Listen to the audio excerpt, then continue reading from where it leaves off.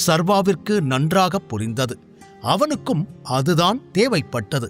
இந்த ஏலத்திற்கு அவன் வந்ததே எப்படியாவது ஆலியாவை சந்திக்க வேண்டும், அவள் முன்னால் தான் பெரிய ஆள் என்று காட்ட வேண்டும் என்பதற்காகவே. கரிகாலன் பலமுறை, ஆலியா நீ நினைக்கிற மாதிரி சாதாரண பொண்ணு இல்ல, அவ கோபப்படுற மாதிரி எதுவும் பண்ணிடாத என்று கூறி அனுப்பியிருந்தாலும் அதையெல்லாம் அலட்சியப்படுத்திவிட்டு அவளோடு மோத முடிவெடுத்திருந்தான் சர்வா. மிஸ்டர் சர்வேஸ்வரன் 11 கோடிக்கு கேட்டிருக்காரு, வேற யாராவது கேட்கிறீங்களா என்று ஏலம் கேட்பவர் மீண்டும் கேட்க 15 crores என்று அடுத்த நொடி கூறினாள் ஆலியா. இதைக் கேட்டதும் சர்வா முகத்தில் ஒரு புன்னகை தோன்றியது. உடனே 15 கோடியே 100 ரூபா என்றான். இவன் என்ன லூசா என்று பின்னாலிருந்து யாரோ சொன்னது சர்வா காதிலும் கேட்டது.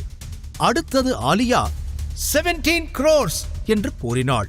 சர்வா மீண்டும் ஏதோ சொல்லப்போக அவனை தடுத்த சங்கர், சார், ஆலியா மேடம் ஏற்கனவே கோவமா இருக்காங்க, நீங்க அவங்கள இன்னும் கோவப்படுத்துறீங்களோன்னு தோணுது, கொஞ்சம் யோசிங்க என்று கூற அவனை பார்த்து சிரித்த சர்வா, நான் என்ன பண்றேன்னு எனக்கு நல்லாவே தெரியும் என்றவன் 19 crores என்றான். ஒருமுறை அவனை திரும்பி பார்த்த ஆலியா சிறிதும் யோசிக்காமல் 20 crores என்று கைகளை உயர்த்தினாள். சர்வா தானும் அடுத்தது 25 கோடி என்று சொல்லி முடிப்பதற்குள் 30 crores என்று ஆலியா கூறி முடித்தே இருந்தாள். அவள் முகத்தில் அப்போது ஒரு வெற்றி புன்னகை. இதுக்கு மேல நீ எப்படி கேட்கிறேன்னு பார்க்கிறேன், இடியட் என்று சர்வாவை பார்த்து நக்கலாக சிரித்தாள். 30 கோடி ஒரு தரம், 30 கோடி என்று ஏலம் விடுபவர் ஏலத்தை முடிக்கப் போக 100 கோடி என்று இறுதியாக கைகளை தூக்கி இருந்தான் சர்வா. அந்த மொத்த இடமே அதை கேட்டு அதிர்ந்து அவன் பக்கம் திரும்ப ஏலம் விடுபவருக்கு ஹார்ட் அட்டாக் வராததுதான் குறை. கூடவே ஆலியாவை திரும்பி பார்க்க அவள் அதற்கு மேல் பேசவில்லை. எனவே, சர்வா சார், நீங்க தான் ஜெயிச்சீங்க என்று அடுத்த நொடியே கத்திவிட்டார் அவர். அதை கேட்டதும் ஆலியா சர்வாவை வஞ்சம் பொங்கும் கண்களுடன் பார்த்தாள். ஆலியாவிற்கு அந்த நெக்லஸ் பிடித்திருந்தது. எப்படியாவது அதை வாங்கிவிட வேண்டும் என்றுதான் சர்வாவோடு போட்டிக்கு போட்டியாக அவளும் ஏலம் கேட்டாள். ஆனால் 100 கோடிக்கு மேல் அந்த நெக்லஸை வாங்கும் அளவிற்கு அவள் முட்டாள் இல்லை. எனவே இறுதியாக அந்த நெக்லஸும் ஆலியாவின் வெறுப்பும் சர்வாவிடம் வந்து சேர்ந்தது. அடுத்த சிறிது நேரத்திலேயே அந்த ஏலம் முடிந்திருக்க ஒருவர் பின் ஒருவராக அங்கிருந்து கிளம்ப ஆரம்பித்திருந்தனர். சர்வா மற்றும் ஆலியா மட்டும் அங்கு மீதமிருக்க சர்வா சங்கரிடம், இந்த நெக்லஸுக்கு அமௌண்ட் விக்ரமன் கிட்ட சொல்லி பே பண்ணிடுங்க, நான் பணம் எடுத்துட்டு வரல என்று கூற, ஓகே சார் என லேசாக சிரித்துவிட்டு அங்கிருந்து நகர்ந்தான் சங்கர். ஆலியா மனதில் என்ன ஓடிக்கொண்டிருக்கிறது என்பது சர்வாவிற்கு தெரியவில்லை. ஆனால் எப்படியாவது அவளிடம் பேசிவிட வேண்டும் என நினைத்தவன் அவளையே பார்த்து கொண்டிருக்க ஆலியா அங்கிருந்து கிளம்ப தயாரானாள். அவள் வெளியே செல்வதற்கு ஒரு நொடிக்கு முன்பே அவளை தடுத்து பிடித்த சர்வா, ஹாய் மிஸ் ஆலியா என்று அவளிடம் பேச்சை ஆரம்பித்தான். திரும்பி அவனை முறைத்து பார்த்தாள் ஆலியா. உங்ககிட்ட ஒரு 2 minutes பேசலாமா என்று சர்வா கேட்க, அதே எரிச்சலோடு பார்த்தவள் தன் வசீகர குரலில், உன்கிட்ட பேசுறதுக்கு எனக்கு என்ன இருக்கு, ஐம் நாட் இன்ட்ரெஸ்டட், வழிய விடு, நான் இங்கிருந்து போகணும் என்று அங்கிருந்து கிளம்ப முயன்றவள் கண்களில் சர்வா மீது இருந்த வெறுப்பு அப்பட்டமாக தெரிந்தது. அவள் சொன்னதைக் கேட்டு லேசாக சிரித்த சர்வா அவள் அருகே நெருங்கிச் சென்றான்.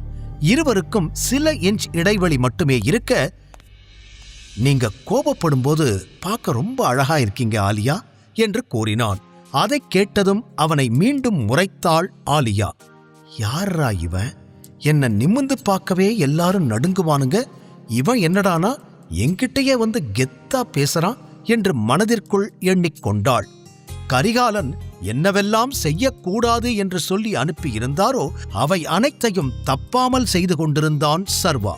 கைகளை கட்டிக்கொண்டு அவனை பார்த்த ஆலியா, உனக்கு உயிர் மேல ஆசை இல்லைன்னு நினைக்கிறேன் என்றாள். நிஜமாதாங்க, நீங்க அழகில்ல, பேரழகு, அதுவும் கோவப்படும் போது பா உங்களை இப்படி பார்க்கறதுக்காகவே அடிக்கடி கோபப்படுத்தலாம் போல என்று லேசான சிரிப்போடு அவன் கூற, ஆலியா மறைக்க நினைத்தாலும் அவளையும் மீறி ஒரு புன்னகை அரும்பியது. ஒரு அடி அவனை நெருங்கி வந்து, ஆலியா, நீ இந்த இடத்துக்கு புதுசா? இங்க இருக்கிற ரூல்ஸ் பத்தி உனக்கு தெரியாதா என்று கேட்டாள். அதை கேட்டு சத்தமாக சிரித்த சர்வா இல்லை என்பது போல தலையை ஆட்டி, எனக்கு ரூல்ஸ் அண்ட் ரெகுலேஷன்ஸ் எல்லாம் கிடையாது, இருந்தால் மீறப்படும். அதுவும் அழகான பொண்ணுங்க விஷயத்துல நான் எந்த ரூல்ஸுமே ஃபாலோ பண்றது இல்லை. அப்புறம் என்னோட முழு பெயர் சர்வேஸ்வர ராஜன் என்று சொன்னவன் அவளோடு ஹேண்ட்ஷேக் செய்வதற்காக கைகளை நீட்டினான். ஆனால் அவள் அதை மதிக்கவில்லை.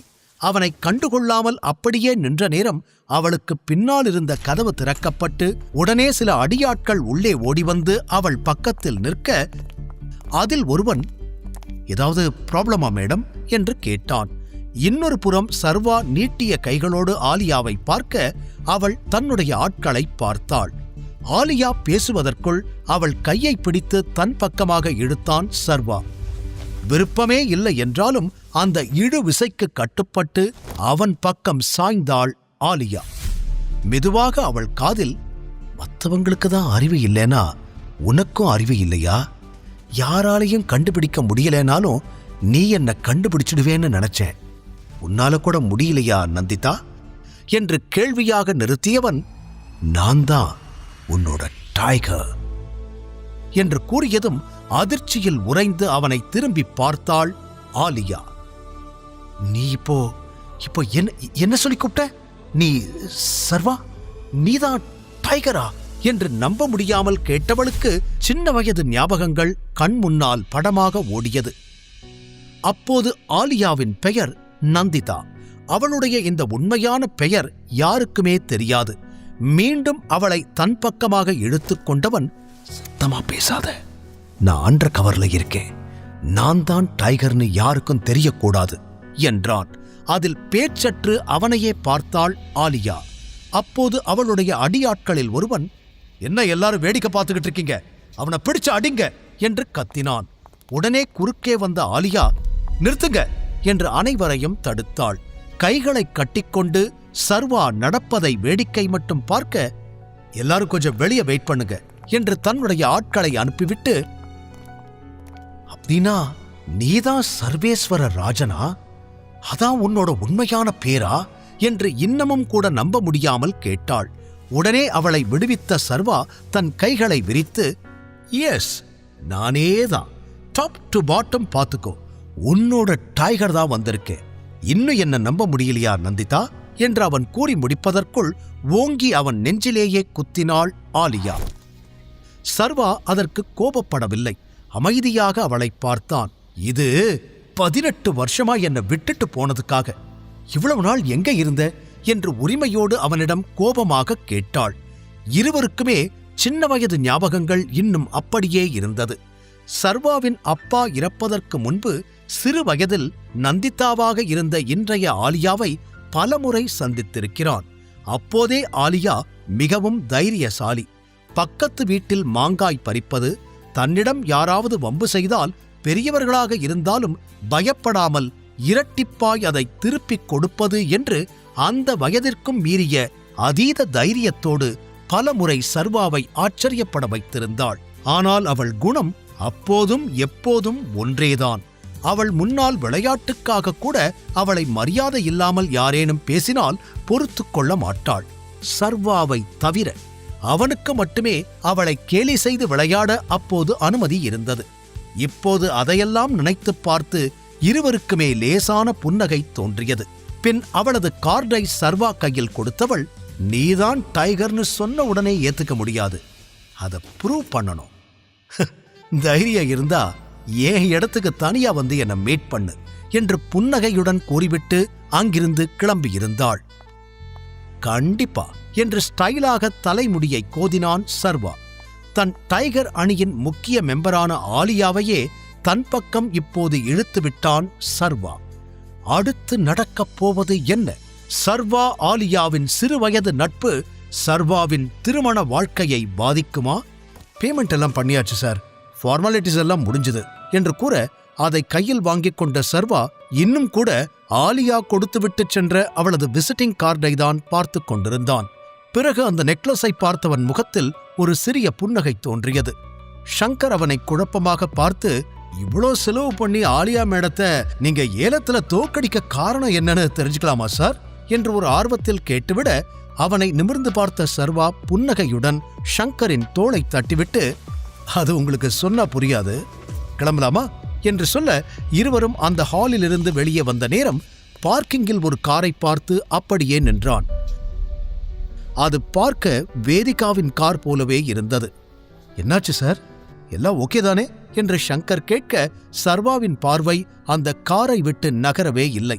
மேலும் அவன் ஷங்கரின் கேள்விக்கும் பதில் கூறாமல், ஒருவேளை வேதிகா இங்க வந்திருப்பாளோ என்று சர்வா யோசித்து முடிப்பதற்குள் வேதிகா மற்றும் ஷிவானி இருவரும் அருகிலிருந்த ரெஸ்டாரண்டிலிருந்து வெளியே வந்தனர்.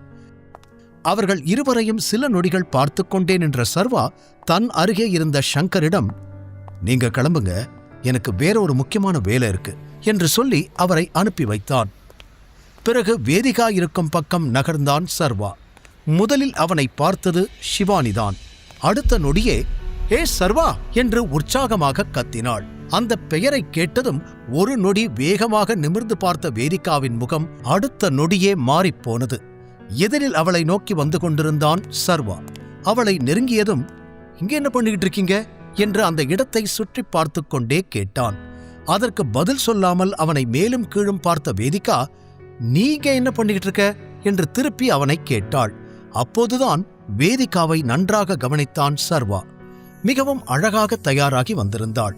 அவளை சில நொடி ரசித்துவிட்டு பின் அவளது கேள்விக்கு பதில் சொன்னான்.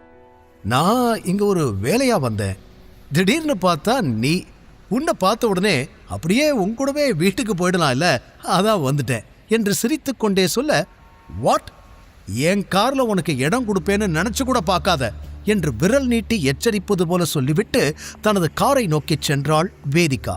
ஷிவானி சர்வா இருவருமே அவள் பின்னால் ஓடினர். வேதிகா கார் கதவை திறந்து உள்ளே நுழையப் போக வேகமாக அவளை தடுத்த ஷிவானி, என்ன பண்ணிக்கிட்டு இருக்க வேதிகா? என்ன இருந்தாலும் சர்வா உன்னோட ஹஸ்பண்ட், அவரை கார்ல ஏறக்கூடாதுன்னு சொன்னா என்ன அர்த்தம் என்று அவள் சந்தேகத்துடன் கேட்க, முழு கதையையும் கேட்டு மகிழ பாக்கெட் FM ஆப்பை டவுன்லோட் செய்யுங்கள். லிங்க் டிஸ்கிரிப்ஷனில் கொடுக்கப்பட்டுள்ளது.